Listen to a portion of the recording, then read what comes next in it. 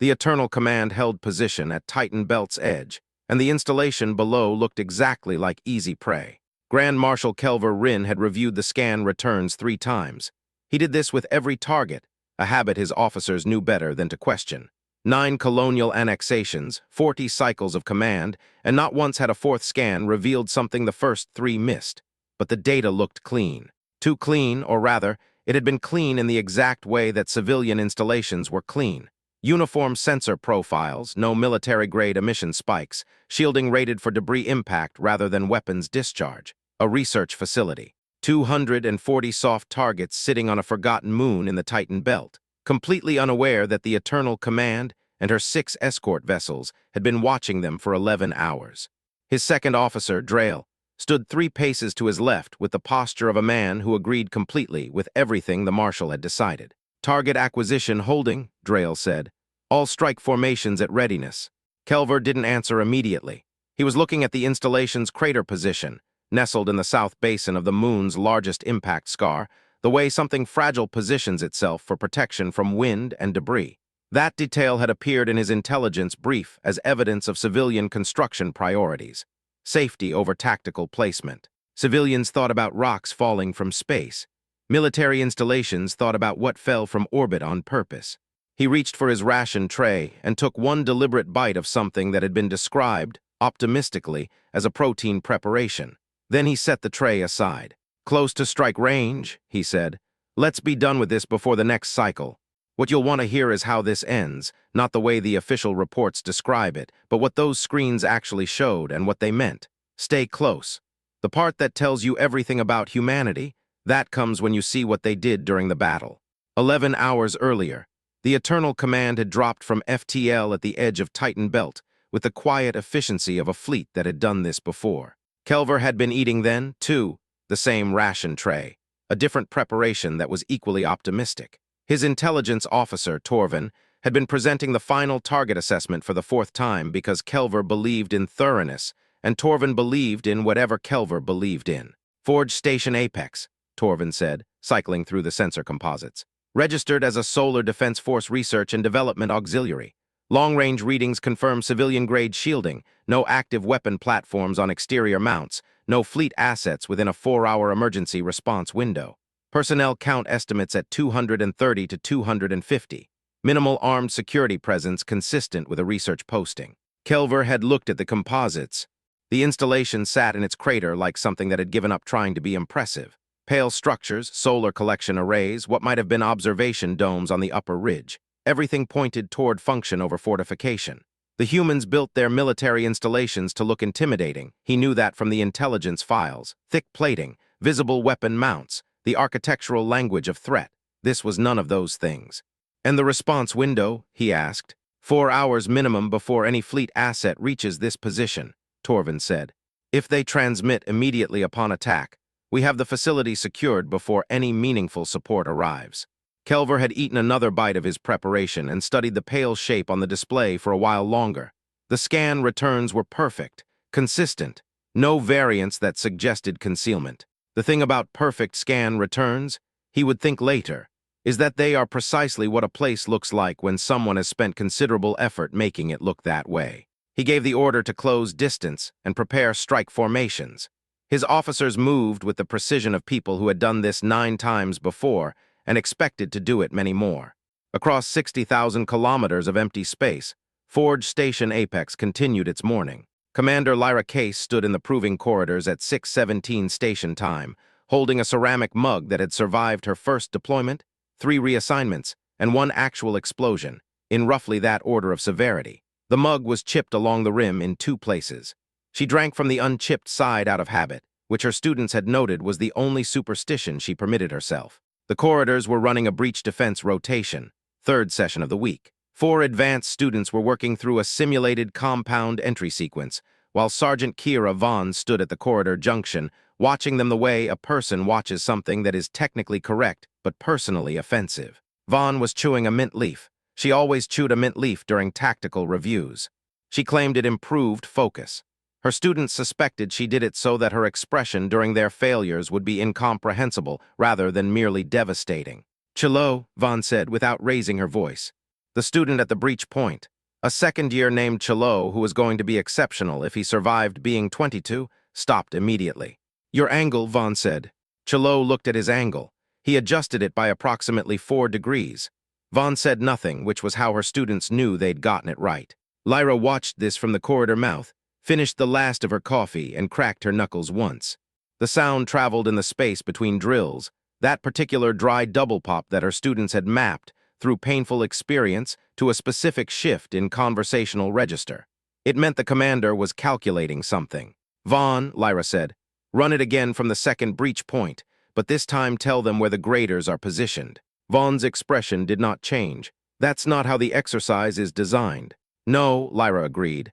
But the graders are in positions your students haven't mapped yet, and they need to learn to find them before they learn to stop them. Give them the location. Make them use it. Vaughn considered this. Then she took the mint leaf out, looked at it for a moment with the expression of a person consulting an oracle, and put it back. Chilo, she said, reset. I'm going to tell you something useful. Lyra set her empty mug on the equipment shelf near the corridor entrance, the same shelf where it always went, because she was consistent about the things that didn't matter so she could be flexible about the things that did, and walked back toward the operations level. Forge Station Apex cycled 2,400 advanced operators through its training programs annually, 18-week combat immersion blocks. Curriculum designed by instructors who had, between them, experienced most of the ways military operations could succeed or fail. The station was one of 14 Tier 1 academies in the Solar Defense Force network. The others were distributed across systems in configurations that looked, from outside, like a research and educational infrastructure, which was what they were. The distinction, as Lyra sometimes explained to new arrivals, was that the Solar Defense Force considered becoming exceptionally lethal to be an educational goal. Up on the operations level, Ensign Tomas Wren was doing the thing he always did during quiet stretches of a shift, tapping his data stylus against the sensor console in a rhythm that corresponded to whatever he was currently worried about. 3 quick taps meant he was thinking. 5 taps meant something in the data didn't match. A full running pattern against the console edge meant he'd found something he wasn't sure how to classify. He was doing the running pattern. Lieutenant Jace Oren passed behind him on the way to the pilot briefing room, flight gloves already half on. One of them adjusted and readjusted in the specific way he did when he was about to fly and felt like talking about it. Ren, Oren said, not stopping. You're doing the thing. I might be doing the thing, Ren said. Is it the contact thing or the equipment thing? The contact thing, Ren said. Maybe. The contacts aren't in the exercise schedule. Oren paused in the doorway. He looked at the console, then at Ren, then at the console again. He pulled the second glove on and adjusted it. How far out? That's the other thing, Ren said. Oren left to find commander case. Across the operation level's broad display wall, the contacts resolved. Not 1, not 3. 7 distinct signatures, dropping from FTL transition to sublight approach on a bearing that pointed directly at the South Crater Basin. Ren watched the signatures for 11 seconds, running a parallel classification scan because the readings were consistent with military-grade drive profiles, and he was hoping they weren't. They were. He tapped his stylus 5 times, once 5 times again, picked up his communications piece, and made the call he had hoped he wasn't going to make this particular morning. Lyra was halfway through a doorway when her comm activated. Oren found her 2 seconds later anyway, because the operations center was small and bad news travels at roughly the same speed in any pressurized environment. He started talking before she fully turned around. Ren's got 7 military profile contacts inbound, he said. Bearing 274, range 60,000 kilometers. Drive signatures are triadic. Lyra looked at him. She looked at the display. She looked at him again. Excellent exercise timing, she said. Commander, these aren't. I know they're not. She had already turned toward the operations station. Her voice had changed in the space of those 3 words the way a frequency shifts. Same instrument, different register. Ren, what's the response window on fleet support? 4 hours plus, ma'am. Maybe 4.5 if they're coming from Cassini. 4 hours. 230 instructors and students, military-grade equipment that wasn't supposed to be visible from the outside, and 4 hours before any fleet support arrived. Lyra picked up her ceramic mug out of reflex, found it empty, set it back down. Then she cracked her knuckles, both hands this time, and the sound carried across the operations level in a way that made 3 separate people straighten up without being told to. Alert stations, she said. All exercise parameters suspended. Ren, get confirmation on those signatures, and then I want them tracked continuously. Orin, your wing is live, not drill live. Confirm your weapons load before you leave the deck. Vaughn. Vaughn was already there. She had a mint leaf in one hand and a tactical display in the other, which was an impressive combination. Corridors are hot, she said. Students are being repositioned. Move the second years back to the interior stations. Lyra's voice had settled into the pace her students recognized, measured, precise, slightly faster than normal. The pace of someone who had already moved 3 steps ahead and was waiting for everyone else to catch up. Advanced students hold their exercise positions, treat the corridors as active defense zones, because they are. She picked the mug back up and then, seemingly remembering it was empty, put it precisely back on its shelf. Outside, at a distance of 58,000 kilometers and closing, the Eternal Command's gun platforms finished their targeting acquisition sequence. Kelver watched the firing solution lock across all 6 vessels simultaneously. The installation sat in its crater exactly as his intelligence brief had described. Passive shielding. No active weapon emissions. 240 research personnel doing whatever research personnel did at 6:20 in the morning, completely unaware that the next 30 seconds were going to redefine their understanding of their week. All vessels confirm strike solution, Drail said. Fire, Kelver said. The first salvo from 6 ships hit Forge Station Apex's shields at a combined output that had, on 8 previous occasions, ended the conversation about further resistance within the first exchange. The shields absorbed it. Kelver watched the shield integrity readings. 91%. 89. The number moved the way a heavy door moves when you push it slightly harder than it wants to go, not the catastrophic cascade of a civilian installation's emergency barriers failing under military fire. Not the flash and breach of a research station's proximity shielding accepting that it was not designed for this. A slow, controlled, grudging decline. The way something rated for this kind of punishment declines, when it's receiving exactly the kind of punishment it was rated for. His intelligence officer Torvin was already at his station, running a recalibration. Marshal, Torvin said, with the tone of a man hoping he was wrong. The shielding profile isn't matching the civilian-grade parameters from the brief. I can see that, Kelver said. 87%. From the moon's surface, something rose. Not one something. Not a single emergency defense battery activated by the station's automated systems when a threat was detected. The South Crater's ridge, the same ridge that had appeared in 12 separate scan composites as natural geological formation, passive and inert, opened along its eastern face in 4 distinct sections. Gun platforms elevated from concealed positions, with the specific unhurried precision of systems that had been waiting for exactly this. Targeting locks appeared across all 6 vessels of Kelver's fleet simultaneously. The platforms did not fire. They held. They're not returning fire, Drail said very quietly. I see that, Kelver said. There's waiting. The fleet continued its bombardment. 86%. 85. The gun platforms on the ridge held their locks.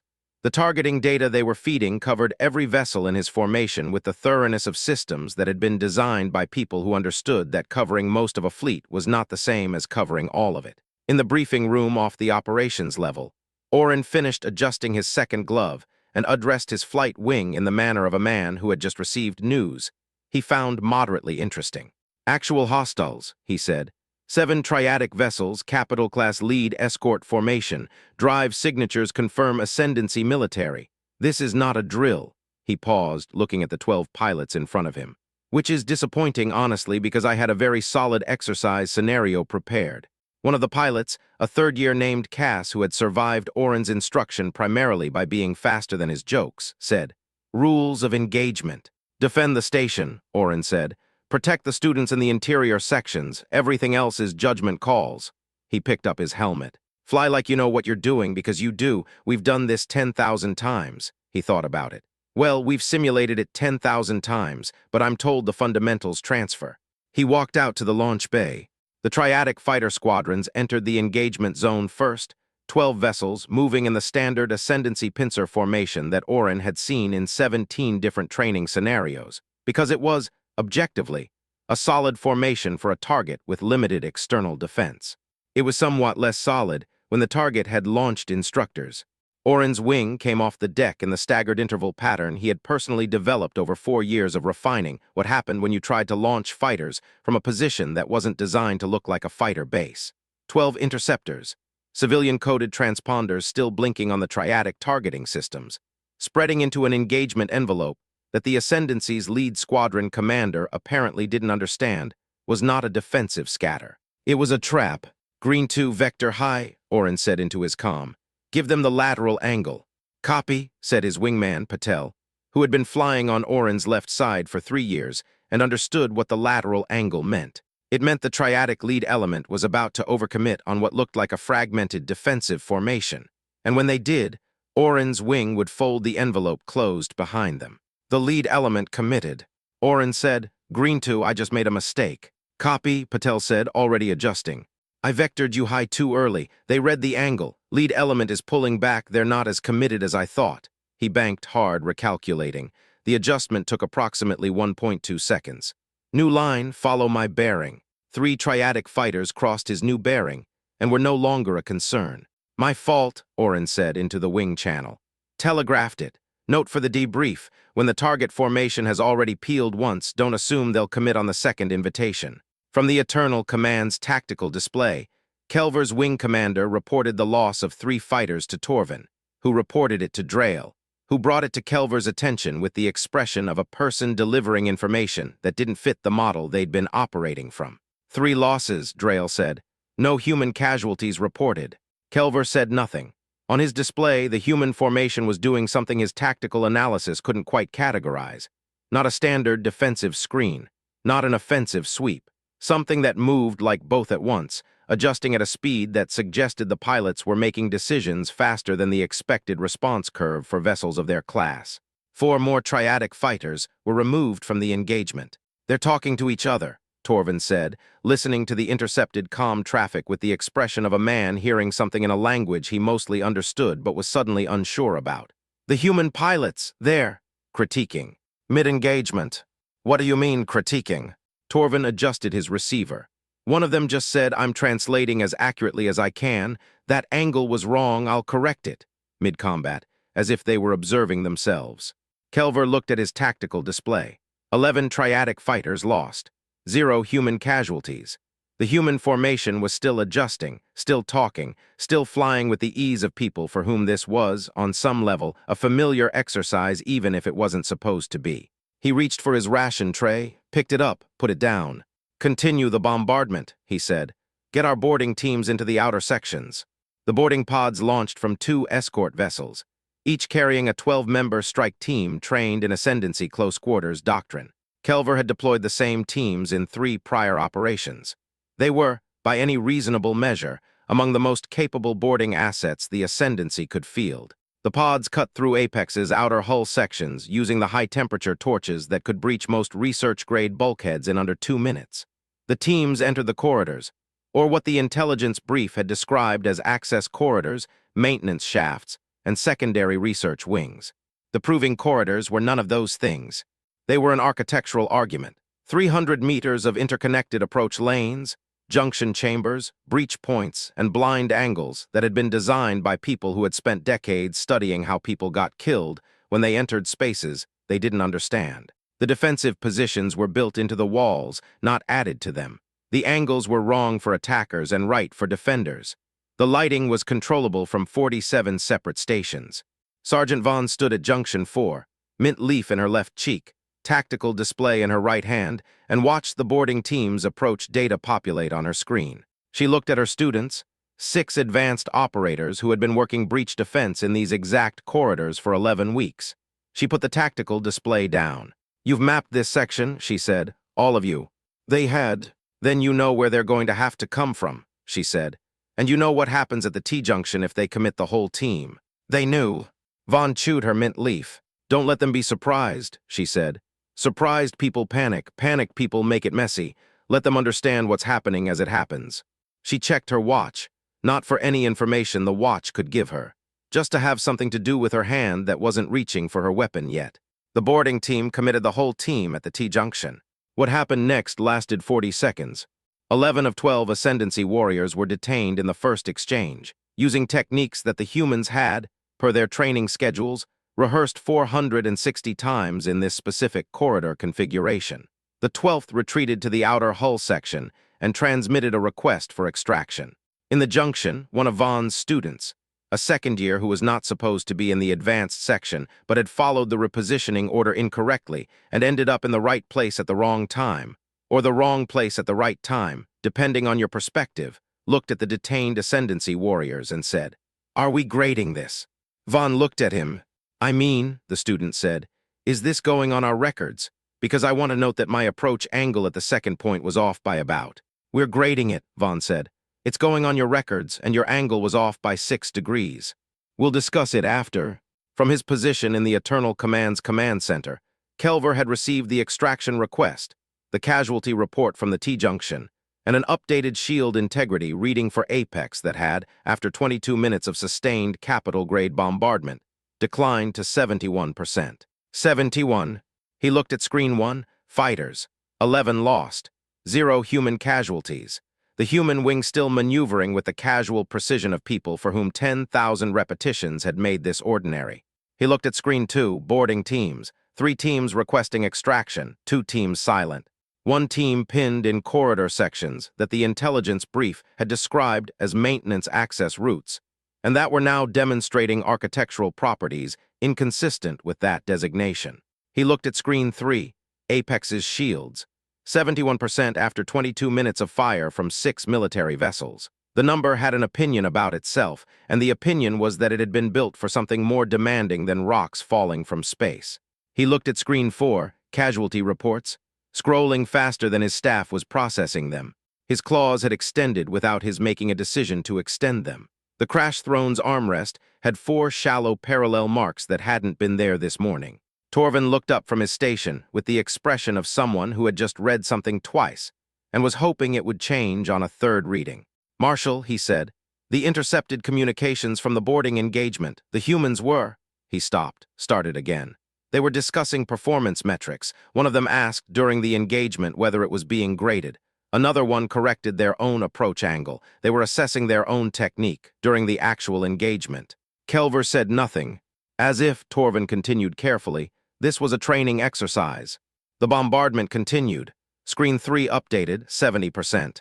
From the outer hull section, where the 12th boarding team member waited for an extraction that was taking longer than expected, a second triadic message reached the Eternal Command. The humans in the corridors were, apparently, discussing something called proper breach response timing, and talking about it the way you talk about something you have been paid for a very long time to get exactly right. Kelver's throat markings shifted from their resting amber to something between amber and violet. His second officer noticed and chose not to say anything about it. Torvin was at his station now, pulling data with the speed of a man trying to get somewhere in the archive before his own conclusions caught up with him. The outer layers of the human installation's database had been accessible since the attack began. Civilian clearance, open registry data, the kind of records any research facility maintained because they were legally required to. The outer layer said, Solar Defense Force Research and Development Auxiliary, Forge Station Apex. Torvin went 1 layer deeper. The second layer said something else. He read it, he pulled the full record, he read it again. His stylus, which he had been holding since his last note, made a sound as it hit his console that was not intentional. Kelver looked up. "Marshal," Torvin said, "I need you to see this." He put the record on the main display. The second layer said, Solar Defense Force Combat Certification Academy, Forge Station Apex, Tier 1 classification. Annual throughput, 2,400 advanced combat operators. Curriculum cycles, continuous. Primary mission designation, advanced combat instruction, special operations certification, and tactical instructor qualification. Kelver read it. He read the annual throughput number. He looked at screen 1. The pilots who flew like they'd done this 10,000 times, because they had. They were the people who taught other people to do it. He looked at screen 2. The boarding teams requesting extraction from corridors that had been specifically designed to teach people how to defend spaces exactly like themselves. He looked at screen 3, 70%.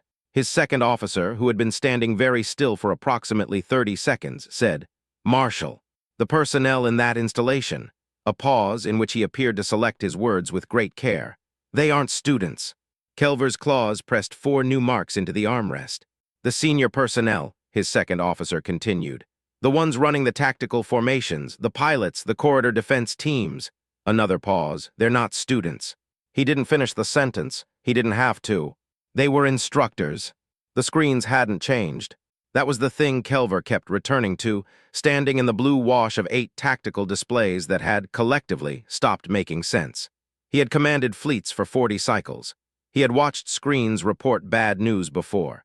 Bad news arrived as a cascade, one screen worsening which stressed another, which told you where to redirect assets, which gave you something to do with your hands and your authority and the 40 cycles of hard knowledge in your skull. Bad news was, at its core, a problem with a direction you could push against. What his screens were reporting now had no direction to push against. Screen 1, fighters. His wing commanders were requesting new vectors because the human formation kept doing the thing where it wasn't where it was supposed to be when you committed to an engagement angle. 14 triadic fighters removed from the equation. The humans were flying with the specific confidence of people who had already lived this moment somewhere safer, many times, until it was no longer a moment but a reflex. Screen 2, boarding teams. 3 requesting extraction. 2 silent, not destroyed. His sensors confirmed they were still present in the outer hull sections, just silent in the way units went silent when they had fully committed to requesting extraction as aggressively as possible and were waiting for someone to come get them. One team had sent a message 40 seconds ago that read, in full translation, "We are in a corridor that we do not understand. Please advise." Please advise from a veteran strike team. Screen 3, Apex's shields, 69%. The number moved like something that had agreed, under duress, to decline slowly enough to make a point. Screen 4, casualty reports still scrolling. Kelver's second officer, Drail, stood at exactly the prescribed 3-pace distance. He was holding a data slate. He had been holding it for 6 minutes without reading from it, which was not how Drail normally behaved. Behind Kelver, the bridge officers moved with the mechanical precision of people whose training was carrying them through motions their minds hadn't caught up to yet. Navigation ran calculations no one had asked for. Weapons cycled targeting sequences that had stopped producing useful results 11 minutes ago. The tactical analyst in the far corner had been rerunning the same intelligence composite on the secondary display, presumably hoping it would reclassify itself. It hadn't. Kelver's claws had marked the armrest again. 6 marks now or 7, he hadn't counted. Torvin, at his intelligence station, pulled one more fragment from the Apex database and read it with the expression of a man who had stopped being surprised 20 minutes ago and was now simply cataloging the distance between what he had believed and what was true. "They're fighter pilots," Torvin said. "I'm accessing their personnel qualification files. The outer layer, unclassified, lists flight instruction hours." He stopped, continued. "Average instruction experience across the wing currently engaged. 4,000 simulator hours and 1,200 live-fire training exercises." The bridge went quiet in the specific way that bridges go quiet when everyone has heard something at the same time and is individually deciding not to be the first person to respond to it. 4,000, Kelver said. 4,000 simulator hours, Torvin confirmed, and 1,200 live engagements. These are the pilots who designed the training curriculum for the Solar Defense Force's advanced flight programs. He set his data slate down with the careful precision of a man who didn't trust his hands entirely. "We engaged the people who wrote the manual. Screen 1 updated, 15 fighters." Kelver looked at his second officer. Drail looked back with the expression of a man who had arrived at a conclusion and was waiting for permission to say it out loud. "How large is their standing military?" Kelver asked, not Drail, anyone. The question went to the room. Torvin answered because he was the one running the database queries. "The outer layer records list a standing force of 6.2 million active personnel," he said, "with 23 million trained reserve capacity." "No one moved." "We engaged," Kelver said, "approximately 240 of them." The number sat in the room and let everyone do the mathematics at their own pace. Drail put the data slate down, quietly, as if the sound of it touching the console surface might disturb something he didn't want disturbed. Outside, through the forward display, Forge Station Apex sat in its crater at 67% shield integrity and waited for whatever Kelver was going to decide to do next. The gun platforms on the South Ridge still held their targeting locks. All 6 vessels of his fleet, painted by systems that had not fired a single shot in return across the full 28 minutes of the engagement. They hadn't needed to. "Marshal," Drail said, "the communication channel, the human installation, is hailing." Kelver looked at the comm display. The request was open, waiting, the way a door stands open when the person inside has already decided you're going to walk through it. He sat down in the crash throne. He was aware, in a precise and unhelpful way, of his throat markings. They had been cycling between amber and a color he had not seen on his own face in 40 cycles of command. The last time his markings had gone violet, he had been a junior officer in someone else's fleet, boarding a vessel in a system he no longer served, in a battle he had later been told was the closest the Ascendancy had come to real defeat in a generation. He had forgotten what violet felt like from the inside. He accepted the hail. The human commander appeared on the display. She was not what he had expected. He could not have said exactly what he had expected, given that his intelligence brief had described research personnel, but he was aware that this woman was not it. She was of average human height, which meant she came approximately to Kelver's chest, wearing a duty uniform rather than combat armor, with the particular stillness of a person who was not performing calmness but actually possessed it. Her hair was pulled back. There were lines around her eyes that spoke to decades of outdoor light or close reading, or, he now suspected, squinting at tactical displays in poor conditions. She was holding a ceramic mug, chipped along the rim in 2 places. She held it in her left hand, not by the handle but cupped around the base, the way you hold something warm when warmth is a comfort you're allowing yourself. Behind her, Kelver could see the edge of a station operations center. And in that center, visible at the margins of the calm frame, personnel moving with the unhurried efficiency of people who had finished something and were beginning the process of recording how it went. The woman looked at him. Her gaze was not hostile. It was the gaze of someone who had been a teacher for a long time and had developed a particular expression for the moment when a student finally understood what the lesson had actually been about. She said, "Grand Marshal Rin, I'm Commander Lyra Case, Solar Defense Force. I'm going to keep this brief because I think you've already worked out most of it." She paused, not for effect, just the natural pause of someone choosing precise words. "You didn't attack a research station," she said. "You attacked the place where we teach soldiers how to kill efficiently. Forge Station Apex exists to take the people the Solar Defense Force already trusts with weapons and make them significantly better at using them. Your fleet engaged 212 instructors and 28 advanced students during an active training cycle." Another pause. The mug moved slightly in her hand. The students were, in several cases, still grading their own performance during the engagement. I've asked them to stop doing that for the remainder of the situation. On the bridge of the Eternal Command, every officer had gone completely still. "I'm offering a ceasefire," Lyra said. "You withdraw, return our personnel from your boarding pods in the same condition they entered them, and we conclude this without further escalation. If your government wishes to discuss the diplomatic implications, they can reach the Solar Defense Force through standard channels." She looked at him with an expression that was, he realized, not unkind. It was the expression you gave a slow student who had finally arrived at the correct answer, late, but under their own power. "I'd recommend taking the offer, Marshal." She waited. Kelver's throat markings were pure violet. He was aware of every officer on his bridge being aware of them. Violet was not a color that could be misread. The Triadic Ascendancy had, over 400 years of military culture, built an entire vocabulary around the biological honesty of throat markings. Amber meant calculation. Violet meant fear. There was no point pretending otherwise. Every person in the room could see his face. He said, "Accepted." The word came out smaller than any order he had given in 40 cycles.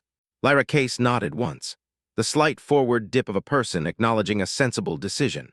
She set her ceramic mug down somewhere off-screen, and the small sound it made, a ceramic base on a hard surface, ordinary, entirely ordinary, carried through the comm channel with the weight of a full stop at the end of a very long sentence. "Thank you, Marshal," she said, and closed the channel.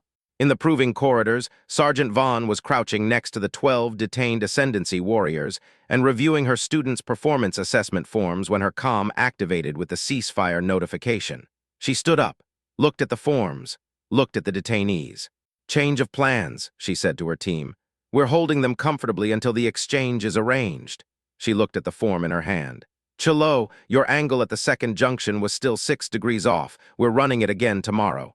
Chalo, from the corridor floor where he was sitting on an overturned equipment case, said, "Today's breach was real, though. Does that count as the practical exam?"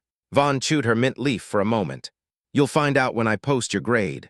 In the launch bay, Oren landed his interceptor and went through his post-flight sequence with the specific thoroughness of a man who was going to write a very detailed debrief, because he had made 3 tactical errors during the engagement and intended to document all of them before the memory softened them. He pulled off his helmet, adjusted his gloves, both of them left then right, tapped his flight log open.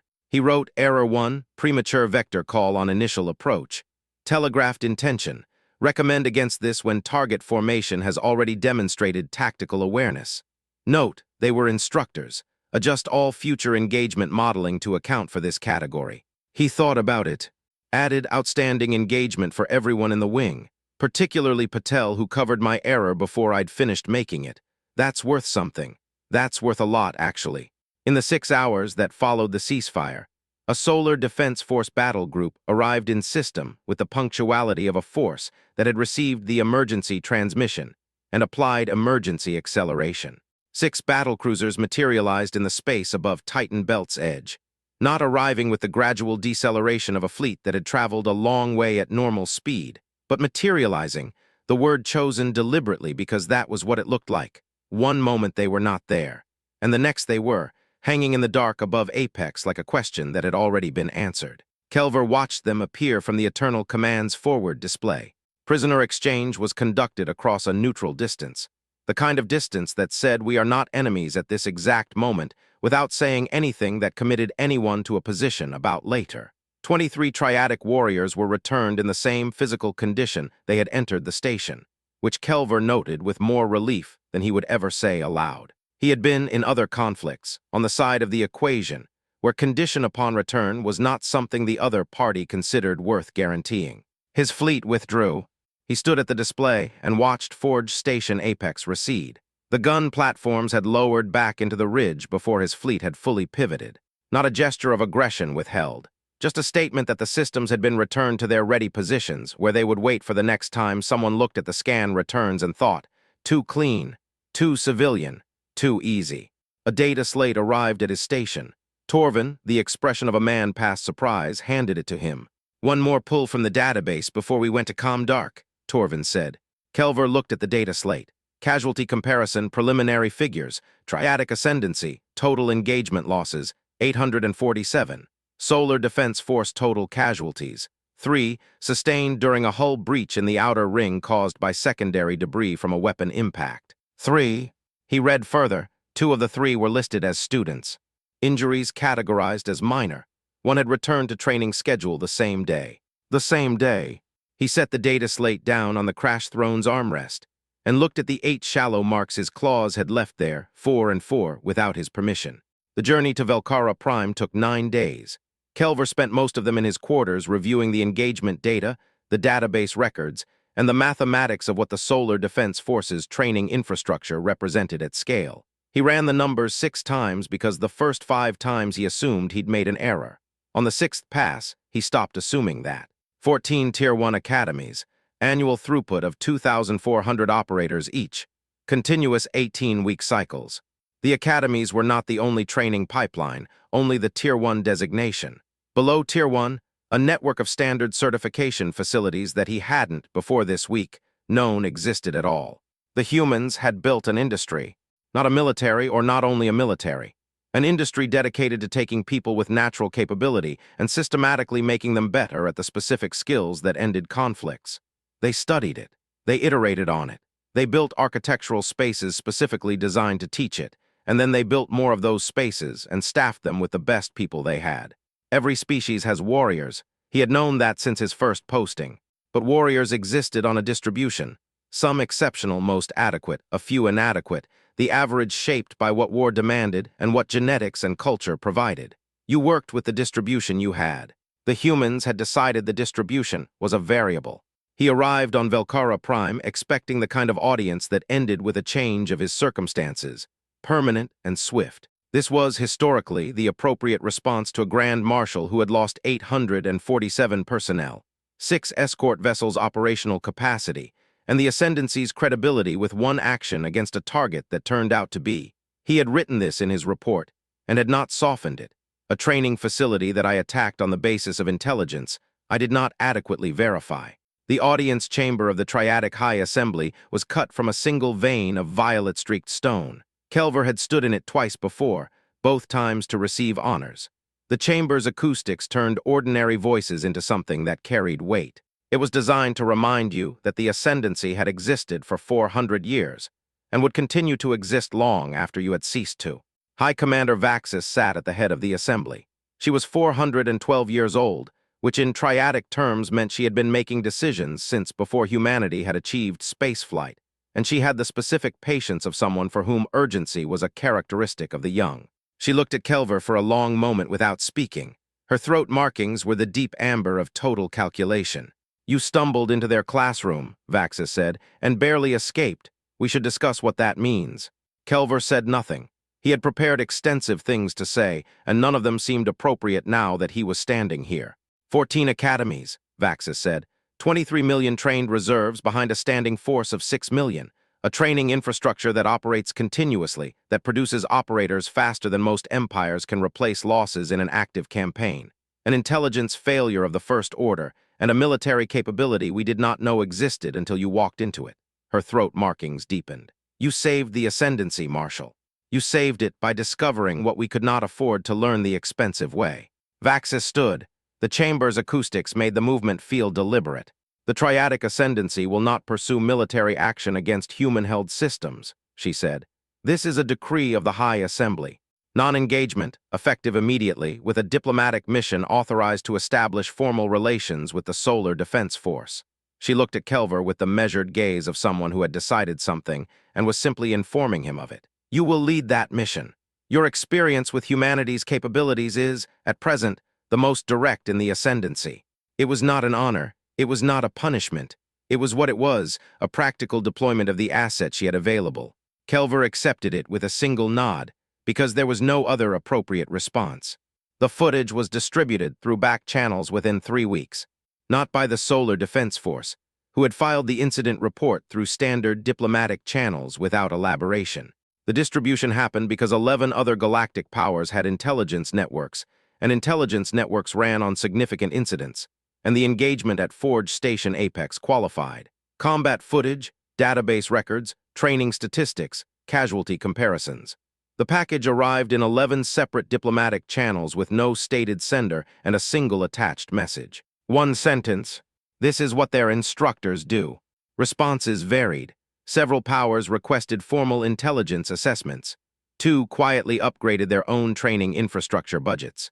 1 sent a diplomatic inquiry to the Solar Defense Force about cultural exchange programs that was, reading between its precise diplomatic lines, asking whether humans would be willing to teach some of their methodology to species who were not enemies.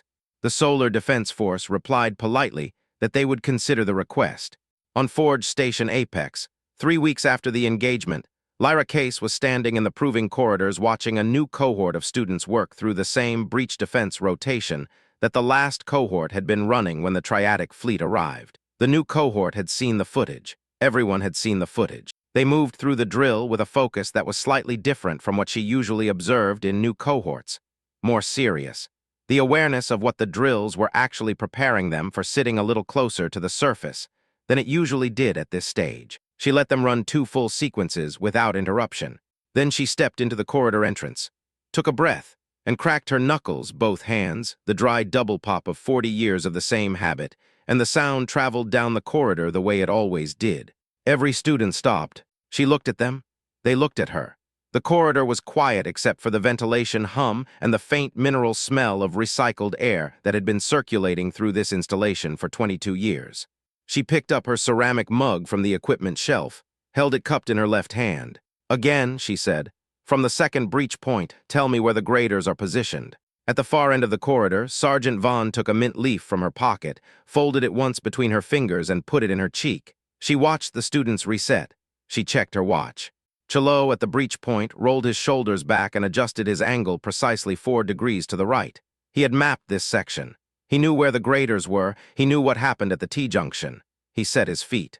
And somewhere across the galaxy, in a chamber of violet-streaked stone on Velcara Prime, a former Grand Marshal sat behind a diplomat's desk with a display cued to footage he had already watched 41 times. And in the footage, a station in a crater absorbed weapons fire without strain, and fighters outflew their attackers with the ease of 10,000 repetitions. And in the corridors of a school, students corrected their own angles mid-contact, while their instructors watched and noted, and would tell them afterward where they'd been 6 degrees off. Young officers filed in and took their seats across from him. He pulled up the first slide. Casualty comparison, final figures, top of the screen. He didn't say anything yet, He let them read the numbers.